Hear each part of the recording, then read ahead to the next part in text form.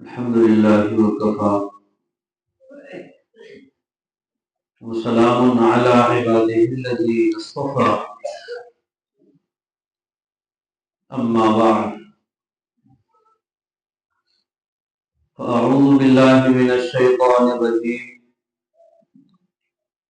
بسم الله الرحمن الرحيم إنا عرضنا الأمانة على السماوات والأرض والجبال فأبين أن يحملنها وأشفقن منها وحملها الإنسان إنه كان ظلوما جهولا سبحان ربك رب العزة عما يصفون وسلام على المرسلين والحمد لله رب العالمين اللهم صل على سيدنا محمد وعلى آل سيدنا ومولانا محمد وبارك وسلم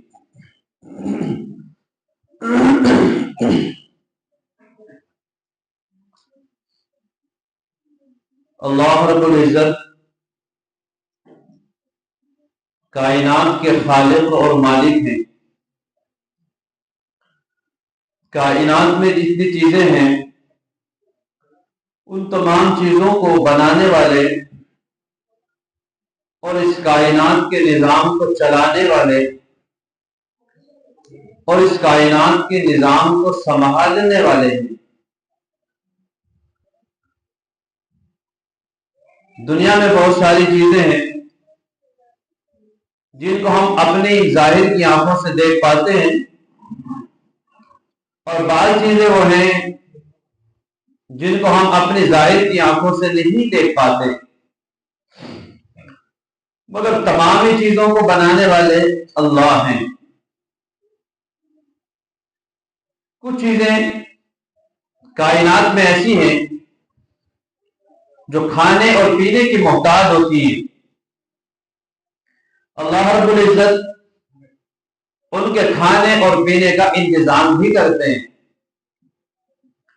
کائنات کے نظام کو چلانے کے لیے اور کائنات کے نظام کو بنانے کے لیے اور کائنات کی مختلف چیزوں کو کھانے اور پینے کی اشیاء اور چیزوں کو مہیا کرنے کے لیے اللہ تعالیٰ کو کسی سبب کی ضرورت نہیں ہے۔ ان تمام چیزوں میں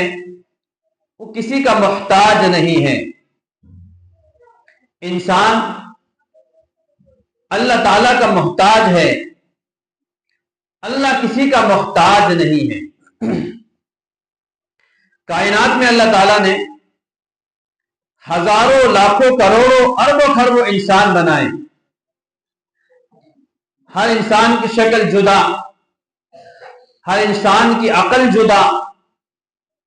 ہر انسان کی چال ڈھال جدا، ہر انسان کی رفتار گفتار جدا، ہر انسان کا بولنے کا لہجہ جدا، ہر انسان کا طرز تکلم جدا، ہر انسان کی آنکھیں جدا، ہر انسان کے کان جدا، ہر انسان کے زبان کے بولنے کا انداز جدا، ہر انسان کے ہاتھ کی انگلیاں جدا۔ اب آپ اندازہ کر سکتے ہیں کہ وہ پروردگار کتنا باکمال ہوگا اور اس پروردگار کی ذات کتنی کامل ذات ہوگی، کتنی کمال والی ذات ہوگی کہ ایک انسان کے رنگ روپ کو ہر انسان سے الگ بنایا۔ سیدنا حضرت آدم علیہ السلام سے لے کر آج تک جتنے انسان اس دنیا میں آئے ہیں اور قیامت کی صبح تک جتنے انسان اس دنیا میں آئیں گے، ان سب کے اندر اللہ تعالیٰ نے اپنے اپنے کمالات کو بدیعت رکھا ہے۔ ہر انسان سے اللہ کا کمال نظر آتا ہے۔ جو آدمی احساس کرنے والے ہوتے ہیں، متفکر ہوتے ہیں، اللہ تعالیٰ کی قدرت میں غور کرنے والے بندے ہوتے ہیں، انہیں کائنات کی ہر چیز میں اللہ تعالیٰ کی قدرت کا نمونہ نظر آتا ہے۔ اللہ تعالیٰ کی قدرت ظاہر نظر آتی ہے، واضح نظر آتی ہے۔ اور جو لوگ بالکل دیکھنے والے نہیں ہوتے، انہیں کائنات کی تمام چیزوں میں کچھ بھی اللہ تعالیٰ کی قدرت کا اظہار نہیں ہوتا۔ یاد رکھیں، دنیا کے اندر اللہ تعالیٰ نے کتنے انسان بنائے، مگر ان انسانوں میں سے اللہ تعالیٰ نے ہمیں ایسا انسان بنایا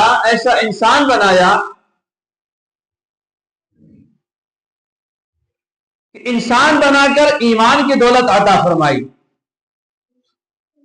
اس سے پہلے اگر اس بات کو واضح کیا جائے اور کھولا جائے تو اس طرح کہا جا سکتا ہے اور سمجھایا جا سکتا ہے اور بتایا جا سکتا ہے کہ اللہ تعالیٰ نے مختلف مخلوقات دنیا میں بنائی ہیں، اور ان مخلوقات میں سے اللہ تعالیٰ اگر چاہتے تو ہمیں بھی وہی مخلوق بنا سکتے تھے۔ مثال کے طور پر اللہ تعالیٰ اگر چاہتے تو ہمیں بندر بنا دیتے، وہ اگر چاہتے تو ہمیں گلیوں میں گھومنے پھرنے والے اور ڈنڈے کھانے والے کتے بنا دیتے، وہ پروردگار اگر چاہتے تو ہمیں گدھا بنا دیتے جو لوگوں کا ساز و سامان اٹھا کر ایک جگہ سے دوسری جگہ پر پہنچا رہے ہوتے ہیں اور اپنے مالک کے ڈنڈے کھا رہے ہوتے ہیں۔ مگر قربان جائیں اس پروردگار کی ذات عالی پر کہ اس پروردگار نے ہمیں انسان بنایا، اور انسانوں میں بھی مسلمان بنایا، ایمان والا بنایا،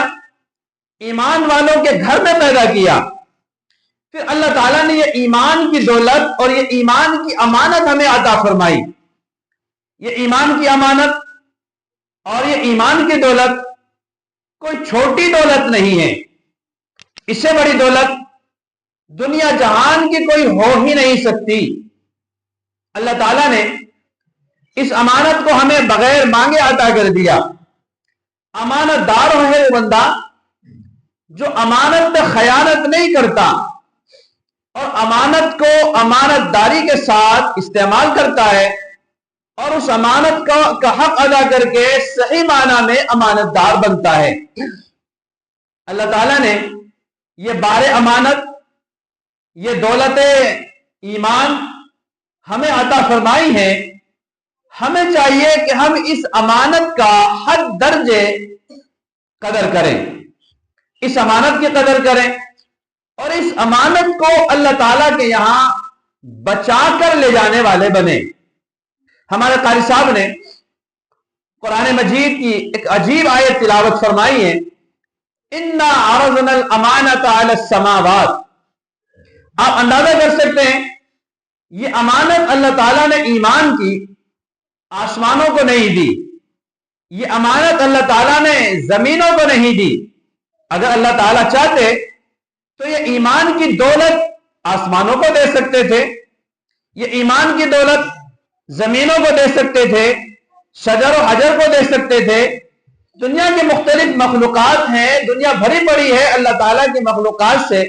اس امانت کے بوجھ کو اللہ تعالیٰ انہیں بھی دے سکتے تھے، مگر اللہ تعالیٰ نے یہ ایمان کی دولت ہمیں عطا فرمائی۔ اب ہماری ذمہ داری یہ ہوتی ہے کہ ہم اس امانت کا کتنا لحاظ کرتے ہیں، کتنا خیال کرتے ہیں، اور اس امانت کو بچا کر کیا ہم اپنے ساتھ لے جانے میں کامیاب ہو پاتے ہیں یا کامیاب نہیں ہو پاتے۔ ایک لمبا مسئلہ ہے، ہر انسان کو اس دنیا سے جانا ہے۔ بڑے بڑے لوگ، چھوٹے لوگ، امراء اور غرباء، سلاطین اور بادشاہ،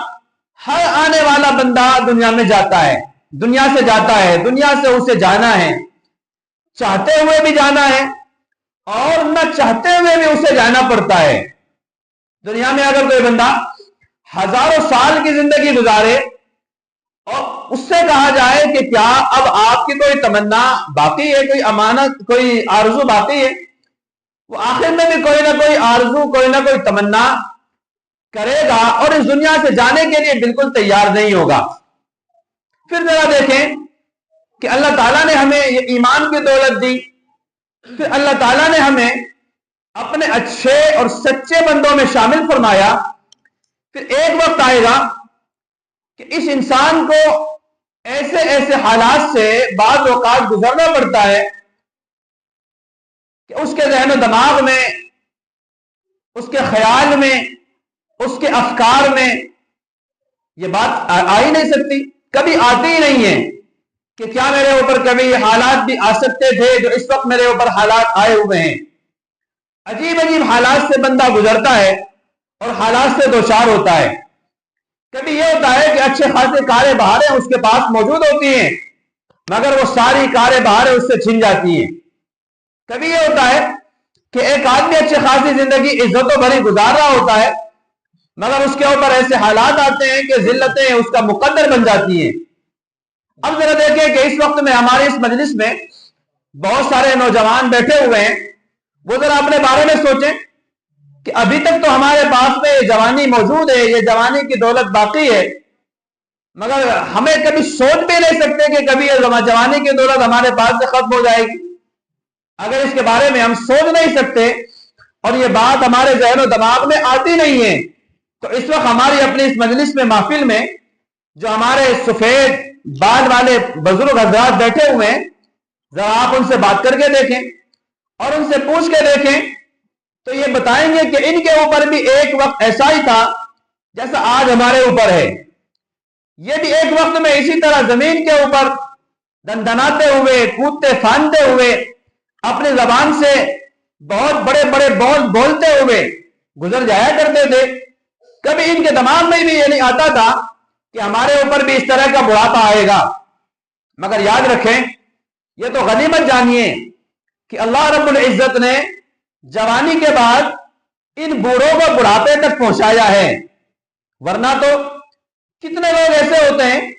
کہ جو جوانی کی دہلیز کو پار نہیں کر پاتے اور اس دنیا سے چل پڑتے ہیں۔ ماں باپ ابھی بیٹھے ہوئے ہوتے ہیں، چارپائی پہ لیٹے ہوئے ہوتے ہیں، کاریں بہاریں خرید رہے ہوتے ہیں، مکان بنا رہے ہوتے ہیں، بلڈنگوں کی پلاننگ کر رہے ہوتے ہیں، اپنے بچوں کی شادیوں کے لیے بہت سارے ساز و سامان کا انتظام کر رہے ہوتے ہیں، مگر اچانک ایسے حالات بنتے ہیں کہ ماں باپ کے بڑھاپے کے دوران ان کی جوان اولادیں ان کے سامنے ہی انتقال کر جاتی ہیں۔ تو پھر ذرا دیکھیں کہ اللہ تعالیٰ نے ان بوڑھوں کو تو بڑھاپے تک پہنچا دیا، ہمیں کیا پتا کہ ہم بڑھاپے تک پہنچ پائیں گے یا نہیں پہنچ پائیں گے۔ ہر بندے نے دنیا سے جانا ہے، اور جانے کے بعد ہر بندے کو اللہ تعالیٰ کو یہ امانت جو اس نے ہمیں عطا فرمائی ہے، اس امانت کے بارے میں اللہ تعالیٰ کو بتانا ہے۔ اے میرے بندے، میں نے تمہیں دنیا میں بھیجا تھا، یہ دولت میں نے تمہیں دی تھی، کیا تم نے اس دولت کے اندر کچھ خیانت کی ہے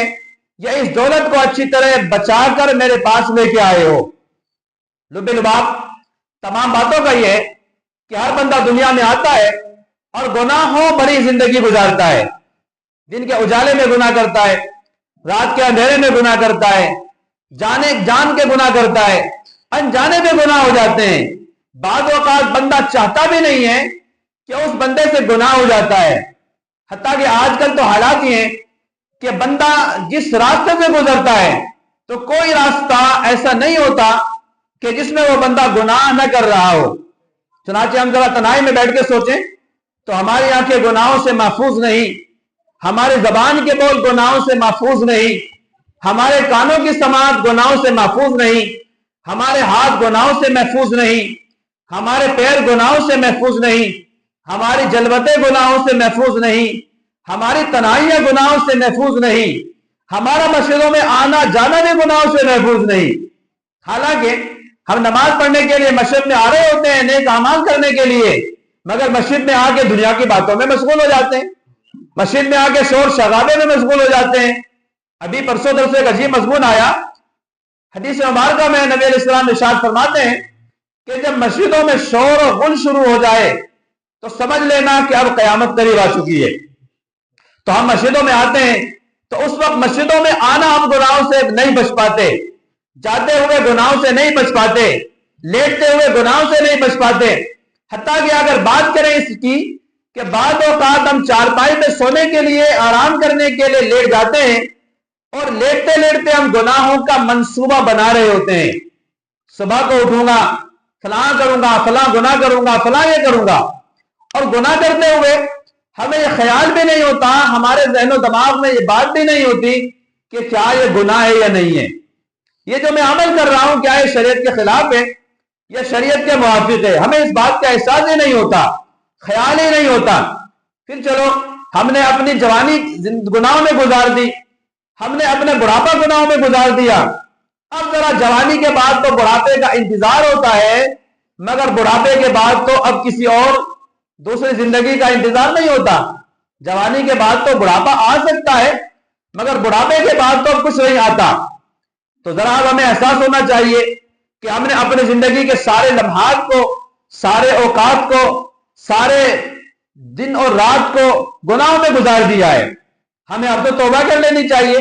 مگر ہمیں اس وقت بھی توبہ کی توفیق نہیں ہوتی۔ یاد رکھیں کتنے لوگ ایسے ہوتے ہیں دنیا میں کہ جو گناہوں سے بچ کر زندگی گزارتے ہیں، اور کتنے لوگ ایسے ہوتے ہیں کہ جو اپنی زندگی گناہوں میں گزار رہے ہوتے ہیں، ان کی زندگی گناہوں سے بھر کر کے زندگی گزر رہی ہوتی ہے۔ مگر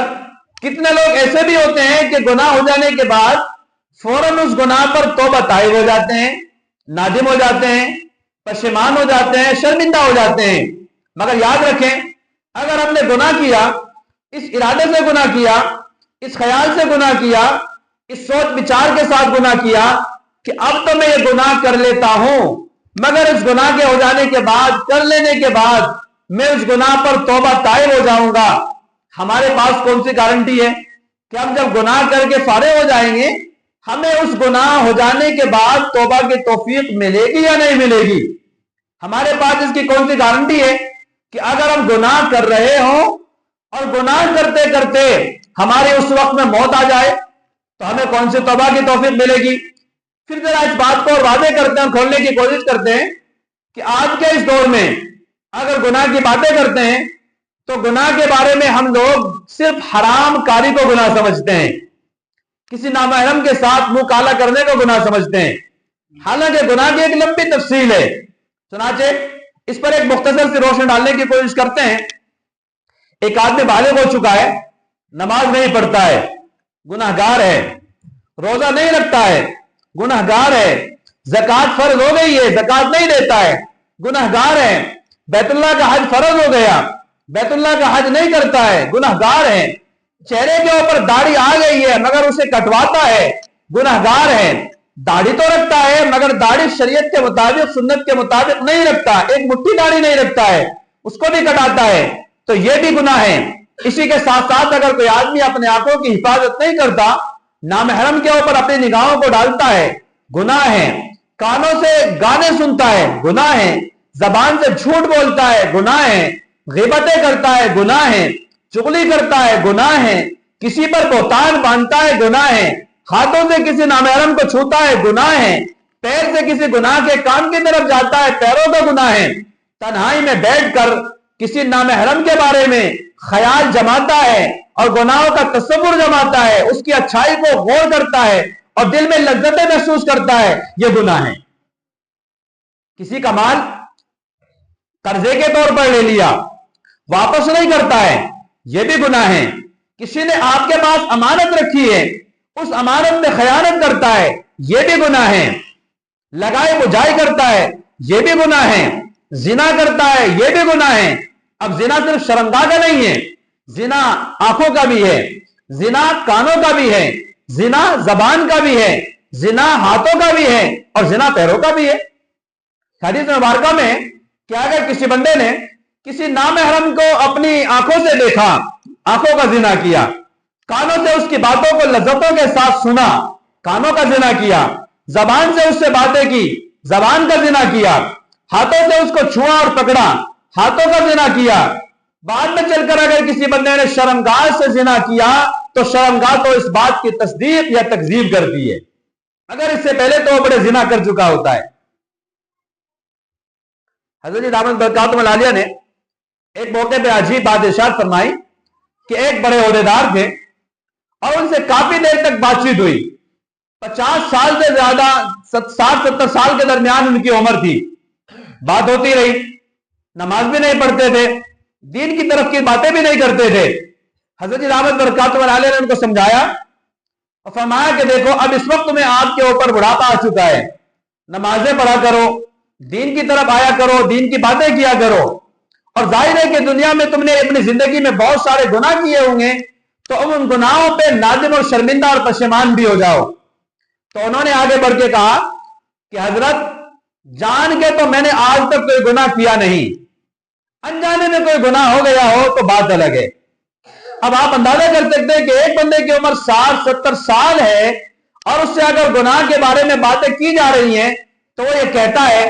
کہ مجھ سے جان کے تو آج تک کوئی گناہ نہیں ہوا ہے، انجانے میں اگر کوئی گناہ ہو گیا ہے تو اللہ معاف کرے. اب ذرا دیکھیں کہ گناہ کتنے ہیں. ہم اگر اپنی نمازوں کے بارے میں بات کریں، نمازوں کے خشوع و خضوع کے بارے میں سوچیں، تو ظاہر ہے کہ ہمارا ایک سجدہ بھی ایسا نہیں ہے کہ جسے اللہ تعالیٰ کے دربار میں پیش کر سکیں. ہماری ایک نماز بھی ایسی نہیں ہے جسے ہم اللہ کے دربار میں پیش کر سکیں. اچھا ذرا تھوڑی دیر کے لیے سوچئے کہ ہم نے جب تک اپنی زندگی میں نماز پڑھنا شروع کیا ہے، کیا ہم نے آج تک کوئی نماز ایسی پڑھی ہے کہ نماز کی شروعات سے لے کر اور نماز کے سلام پھیرنے تک اس نماز پہ ہمیں اللہ کے علاوہ کسی اور کا خیال نہ آیا ہو؟ کیا ہم نے کوئی ایسی نماز پڑھی ہے؟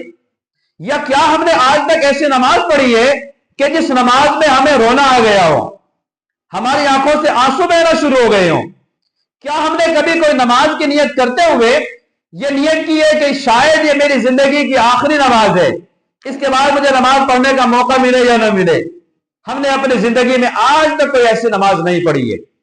ہمارے اکابر اور مشائخ کو ایسی نمازوں کی تلاش ہوا کرتی تھی. شاہ اسماعیل شہید رحمۃ اللہ علیہ اپنے پیر و مرشد سید احمد شہید رحمۃ اللہ علیہ کی خدمت میں حاضر ہوئے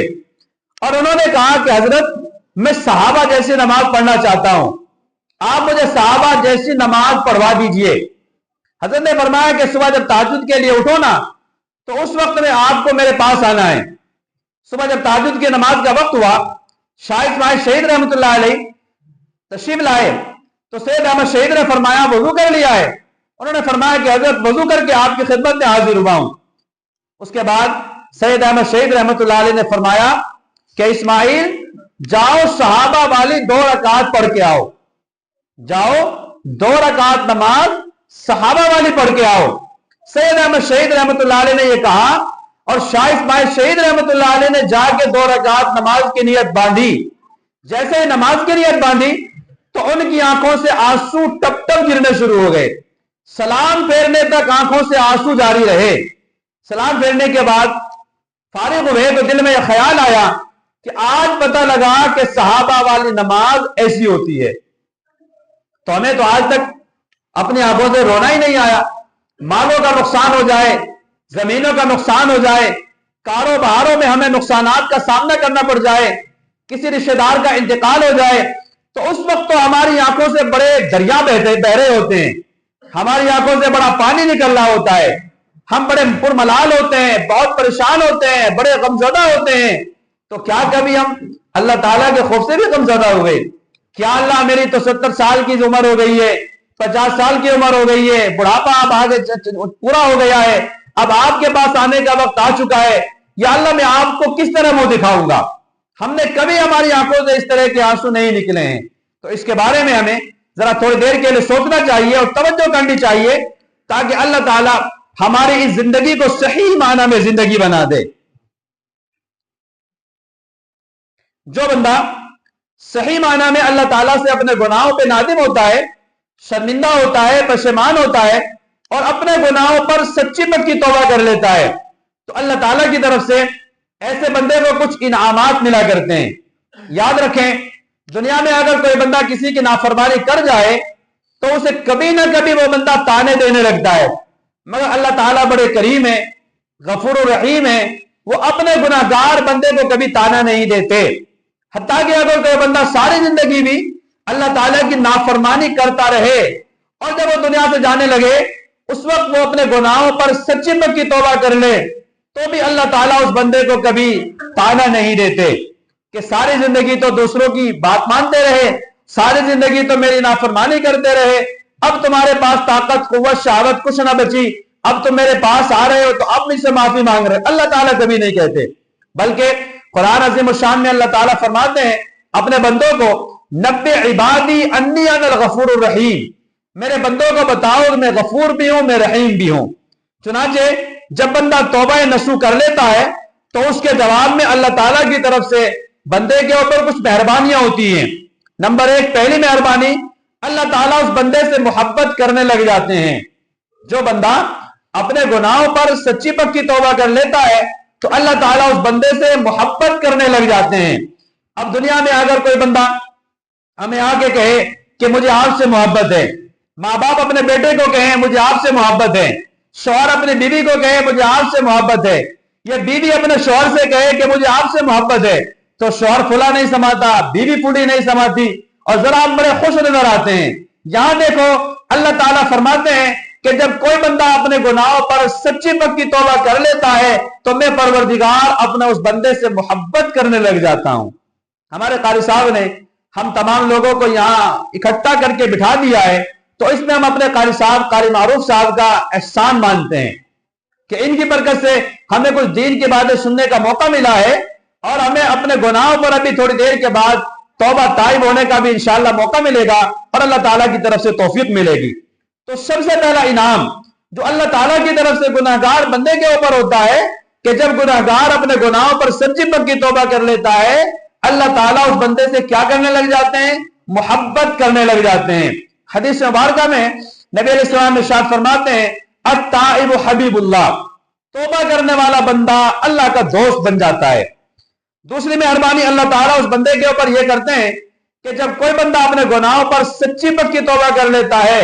تو توبہ کرنے کے بعد اللہ تعالیٰ اس بندے کو ایسا کر دیتے ہیں جیسے اس نے کبھی گناہ کیا ہی نہ ہو۔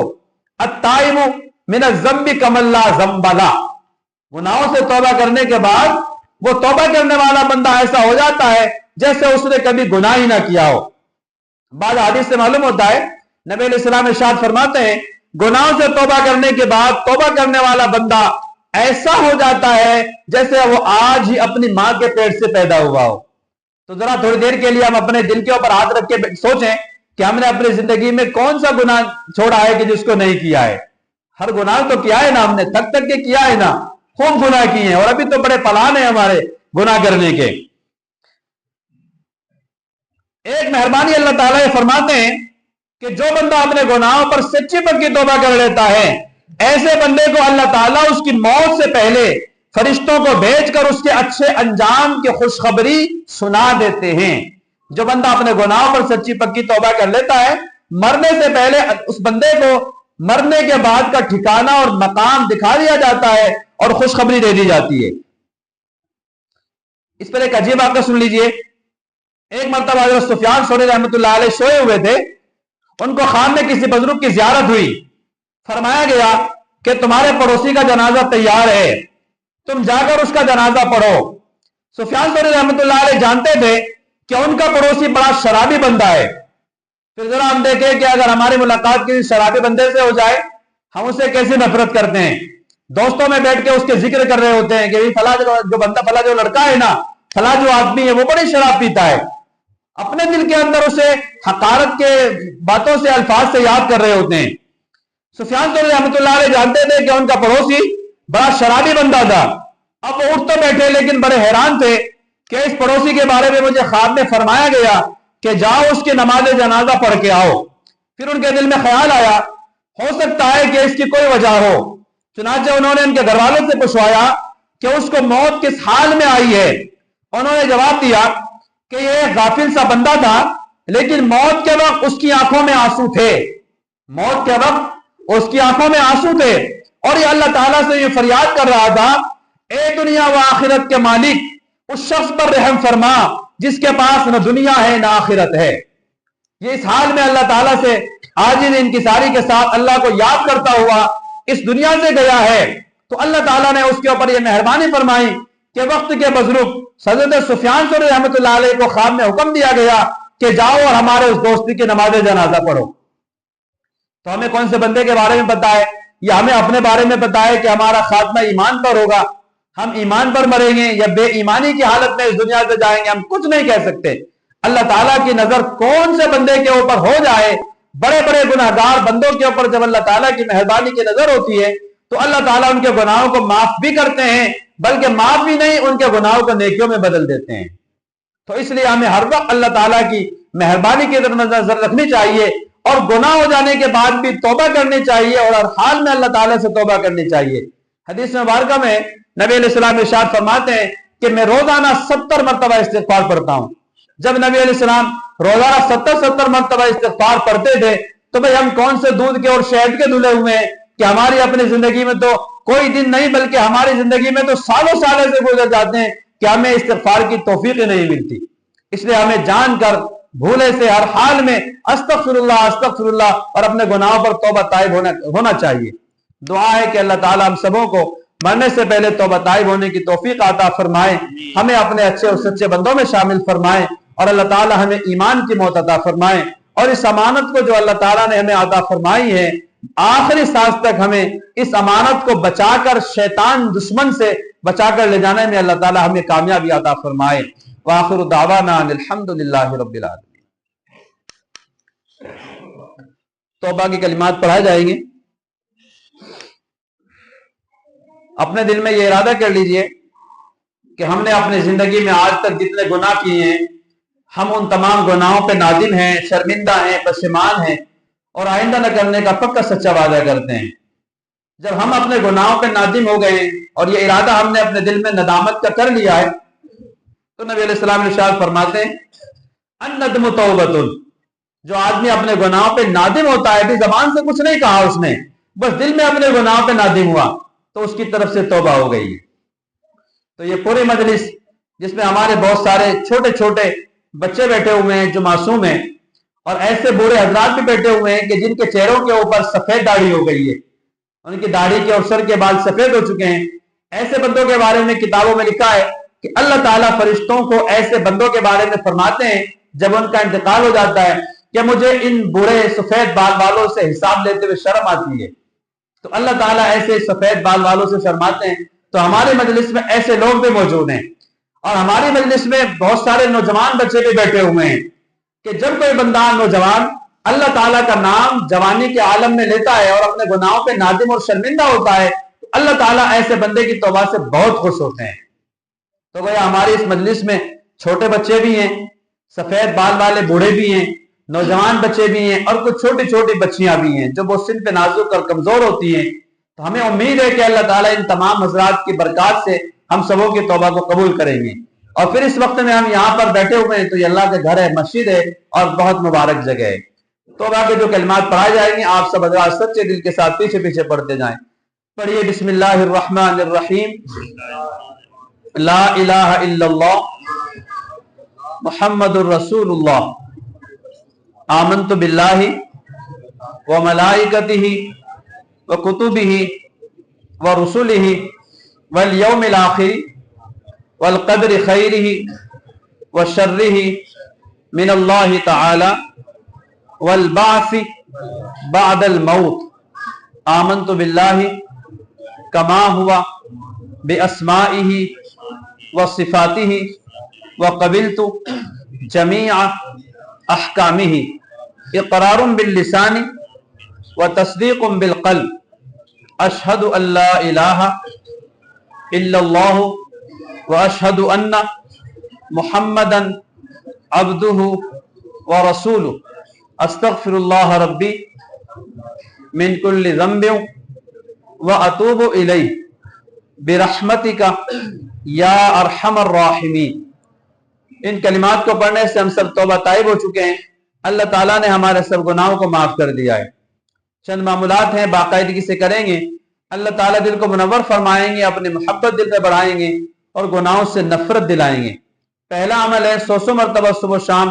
ایک ایک تسبیح استغفار کی پڑھنا۔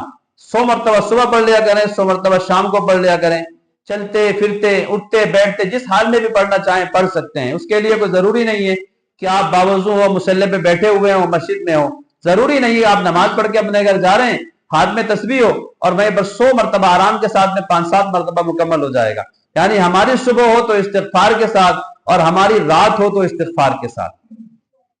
دوسرا عمل ہے 100 مرتبہ صبح شام میں تسبیح درود شریف کی پڑھنا۔ نبی علیہ الصلوۃ والسلام کے ہمارے اوپر بے شمار احسانات ہیں، اس لیے امت کی ذمہ داری تو کم سے کم یہ بنتی ہے کہ 100 مرتبہ صبح اور 100 مرتبہ شام نبی علیہ السلام کی خدمت میں درود و سلام کا نذرانہ اور ہدیہ پیش کیا کریں۔ اس امت میں ایسے ایسے لوگ گزرے ہیں اور موجود ہیں آج کے دور میں بھی جو روزانہ 5,000 مرتبہ نبی علیہ السلام پہ درود شریف پڑھتے ہیں۔ تو ہم 100 مرتبہ صبح اور 100 مرتبہ شام نبی علیہ السلام پہ درود شریف پڑھا کریں۔ نماز والا درود شریف پڑھیں اگر کسی کے بعد وقت ہے اور وقت بہت کم ہے تو چھوٹا سا درود شریف ہے صلی اللہ علیہ وسلم، ہر مسلمان کے تقریباً یاد ہوتا ہے۔ آج کے اس دور میں جو لوگ بیماریوں کی شکایت کرتے ہیں، کاروبار کی شکایت کرتے ہیں، پریشانیوں کی شکایت کرتے ہیں، ہمارے قابل فرماتے ہیں کہ وہ پابندی سے درود شریف پڑھنے کا اہتمام کریں، اللہ تعالیٰ اس کی برکت سے ساری پریشانیاں دور کر دیتے ہیں۔ تیسرا عمل ہے قرآن مجید کی تلاوت روزانہ کرنا۔ ہم قرآن مجید کے لیے صرف رمضان کا مہینہ خاص کر لیتے ہیں، ادھر رمضان کا مہینہ آتا ہے تو قرآن مجید پڑھتے ہیں، حالانکہ غلط بات ہے۔ پورے سال قرآن مجید پڑھنا چاہیے۔ ایک پارہ نہیں پڑھ سکتے تو آدھا پارہ نہیں پڑھ سکتے تو ایک پاؤ پارہ، ایک پاؤ بھی نہیں پڑھ سکتے تو ایک رکوع ایک صفحہ ضرور پڑھا کریں۔ حضرت فرماتے ہیں قرآن مجید کا پڑھنا ایسا ہے جیسے اللہ تعالیٰ سے بات کرنا۔ اب دنیا میں جو بندہ چاہے کہ میں اللہ تعالیٰ سے بات کروں تو اس کے لیے بہت آسان عمل ہے کہ وہ قرآن مجید کی تلاوت کر لیا کرے۔ چوتھا عمل ہے وقوف قلبی۔ وقوف قلبی کا مطلب ہوتا ہے ہاتھ کارول دل یارول، ہاتھ کام کاج میں لگے ہوں، دل اللہ رب العزت کو یاد کرنے میں لگا ہو۔ آپ جو بھی کام کرتے ہیں، کھیتی باڑی کرتے ہیں، دکان کرتے ہیں، تجارت کرتے ہیں یا اس کے علاوہ جو بھی آپ کا مشغلہ ہے آپ وہ کام کرتے رہیں، ہاتھ کام کاج میں مشغول، دل اللہ رب العزت کی یاد میں مشغول۔ پانچواں عمل ہے مراقبہ کرنا۔ طریقہ بہت آسان ہے، صبح شام 10-15 منٹ کا وقت فارغ کر کے اللہ رب العزت سے لو لگا کر دنیا جو کچھ دنیا میں ہے اس سے ہٹ کٹ کر اللہ تعالیٰ کی یاد میں ڈوب کر بیٹھ جایا کریں۔ فجر کی نماز پڑھ کے 5 منٹ مصلی پہ اپنی جگہ پر جہاں نماز پڑھی ہے وہیں بیٹھ جایا کریں، آنکھوں کو بند کر کے سر کو جھکا کر اپنی توجہ دل کی طرف کر کے اس خیال اور دھیان کے ساتھ بیٹھ جایا کریں کہ اللہ کی رحمت اس دل میں آ رہی ہے اور اس دل کے اندر جتنی گندگی ہیں، ظلمتیں ہیں، سیاہی ہیں، وہ سب دور ہو رہی ہیں اور میرا دل اللہ اللہ کر رہا ہے اور میں سن رہا ہوں۔ اس کا نام ذکر قلبی ہے، ذکر خفی ہے، ذکر سری اسی کو کہتے ہیں۔ جو آدمی یہ کہتا ہے کہ مجھ سے گناہ نہیں چھوٹتے، وہ پابندی کے ساتھ میں ان 5 معمولات کو کرنا شروع کر دے، پھر ذرا دیکھیں کہ وہ اپنی زندگی میں کیسی برکتیں دیکھے گا اپنی آنکھوں سے۔ مشق کے طور پر 1-2 منٹ کے لیے مراقبہ کر لیتے ہیں، آنکھوں کو بند کر کے سر کو جھکا کر اللہ تعالیٰ کی یاد میں ڈوب کر اس خیال اور دھیان کے ساتھ بیٹھ جائیے کہ اللہ کی رحمت میرے اس دل میں آ رہی ہے جو بہت گندا دل ہے اور